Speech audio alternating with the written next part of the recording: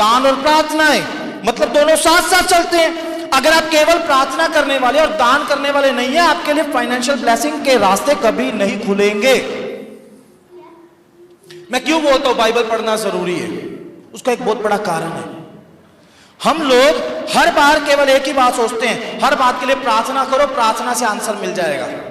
मैं आपको बोल रहा हूं केवल प्रार्थना से नहीं होगा। बाइबल में लिखा है कर्म बिना विश्वास अधूरा है। आपके जीवन की प्रॉब्लम का सॉल्यूशन बाइबल के अंदर है।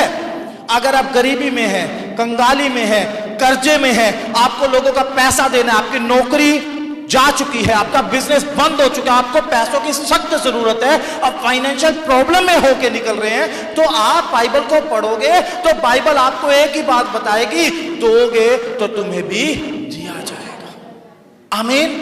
इसका मतलब क्या है? प्रार्थना करने के साथ साथ आपको दान देने की भी जरूरत है। बहुत सारे लोगों को लगता है दान का क्या है जी, खर्चा तो चल ही रहा है जी, कोई बात नहीं जी, प्रभु तो सब जानता है जी, हमारी जेब में कितना है।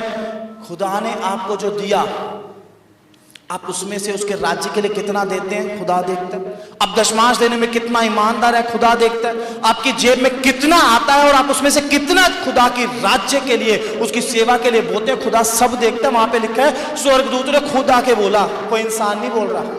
कौन बोल रहा है? स्वर्गदूत बोल रहा है। परमेश्वर ने अपने दूत को भेजा, बोला जाके बताओ उसको। उसकी प्रार्थनाएं और उसके दान स्वर्ग में याद करने के लिए, स्मरण करने के लिए पहुंच चुके हैं। आमीन। जो दान आप यहां देते हो ना, वो स्वर्ग में जो खुदा बैठा हुआ ना अपना सिंहासन लगा के, उसके सामने पहुंच जाते हैं। आपने क्या प्रार्थना की, किस दिन प्रार्थना की, किस विषय के लिए प्रार्थना की, वो भी वहां पहुंचता है। और क्या दान दिया, किस दिन दिया, कितना दिया, वो भी स्वर्ग में पहुंचता है। ये जो 10 का नोट फटा हुआ डाल के जाते हैं, ऐसा नोट जो कहीं पे भी नहीं चलेगा, वो आप चर्च में दान में डाल के चले जाते हैं। उससे चर्च को कोई फर्क नहीं पड़ता। ये खुदा का काम है, रुकने वाला नहीं है।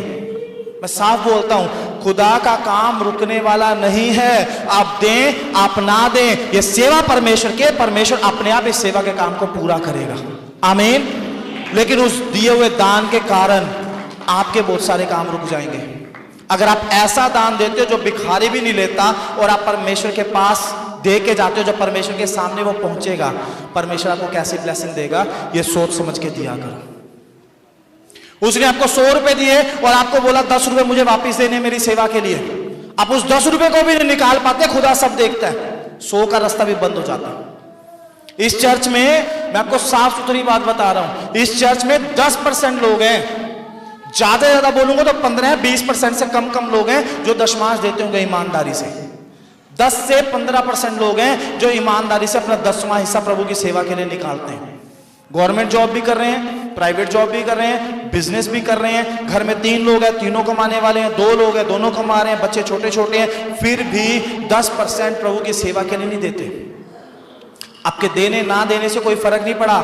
आज तक खुदा का धन्यवाद हो, 1 साल से ज्यादा हो गए ये चर्च चल रहा है। आमीन। आगे भी चलता रहेगा जब तक यीशु मसीह का आना नहीं होगा। हालेलुया। लेकिन आपके ना देने के कारण आपके लिए रास्ते जरूर बंद हो जाते हैं। लोग बढ़ती को देखते हैं और मसीह लोग घटती को देखते हैं, क्योंकि बाइबल में लिखा है जो चितरा के देते हैं, मतलब खुले दिल से, उनकी बढ़ती होती है, और जो यथार्थ से कम देते हैं, मतलब जितना बनता है उससे कम देते हैं, उनकी घटती ही होती है। साफ लिखा हुआ बाइबल के अंदर। आपका दशमांश 1000 रुपये बनता है, आप 10,000 कमाते हैं, 1000 आपका दशमांश बनता है, आप 500 रुपये ला के देते हो, पास्टर जी मेरा दशमांश है, जितना बनता है आप उससे कम दे रहे हो, घटी आएगी। हालेलुया। कुरनेलियुस के जीवन से सीखना है।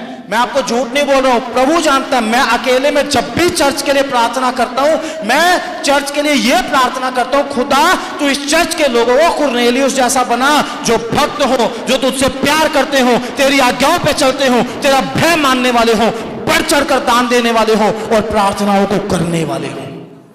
यह प्रार्थना है मेरी आप लोगों के लिए। आमीन। लेकिन क्या आप खुद ये प्रार्थना करते हो? मैं ये प्रार्थना करता हूं आप लोगों के लिए कि आपको परमेश्वर कुरनेलियुस जैसा बनाए। जब आपको स्वर्गदूतों के दर्शन मिले तो वहां पे लिखा है स्पष्ट दर्शन मिला। कैसा मिला? स्पष्ट, बिल्कुल क्लियर विजन था। उसमें कोई कंफ्यूजन नहीं थी। बहुत सारे लोग सपने देखते हैं, कंफ्यूज होते हैं, उनका अर्थ नहीं उनको समझ में आता। वो कुछ देखते हैं, उनको यही नहीं पता चलता स्वर्गदूत है कि दुष्ट आत्माएं हैं। कारण कुरनेलियुस जैसा जीवन नहीं है। अगर आपका जीवन कुरनेलियुस जैसा हो जाए तो जो दर्शन आप देखोगे वो स्पष्ट होंगे, आपके जीवन से सारी कंफ्यूजन दूर होंगी। आप बच्चों के लिए रिश्ता देखते हो, कंफ्यूज होते हो, ये लड़का ठीक है, ये परिवार ठीक है कि नहीं, ये लड़की ठीक है, ये परिवार ठीक है कि नहीं, कंफ्यूजन है ना। अगर आप कुरनेलियुस जैसे बन जाओगे, स्वर्गदूत खुदा के बताएंगे ये परमेश्वर की ओर से है या नहीं है। आमीन, हालेलुया।